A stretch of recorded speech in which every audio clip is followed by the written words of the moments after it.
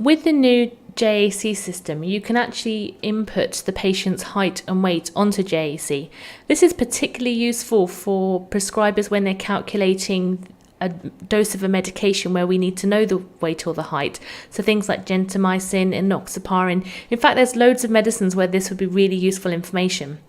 There isn't one type of JAC user that can do this. Nursing staff can input this, pharmacy, doctors. And how one would go about inputting it: if there hasn't been a weight or height added recently, it will appear on this list of actions to be completed, which is found in the monitoring and assessment tab of the patient's record. So if as a nurse you're in the administration record like this, all you have to do is click across to monitoring and assessment and you'll see the list of things. So there's one for height here, so assess and record the patient's height.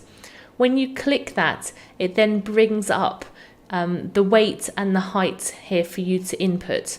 So if you've just weighed the patient, you can say, okay, the patient weighs 61 kilos, and you can say that's their actual weight because you've weighed them. And if you know the height as well, you can input that information in as well. So I'm going to say it's patient's 160 centimeters tall. And you can see the unit centimeters, and for weight it's kilograms. And then you'd press save. And you can see, so it's confirming that the weight and height is successfully added. And you'll see at the top here, it tells you the patient weighs 61 kilos and they are 160 centimetres.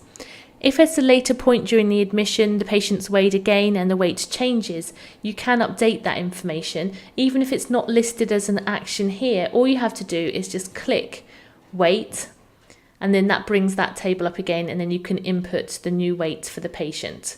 Now, depending on the patient's age, this computer system will cause a new prompt on the system anyway. So if the patient is a child, you might find that the number of times it asks you to re-input the weight is greater than if it's an adult patient, where the weight might not change quite so frequently.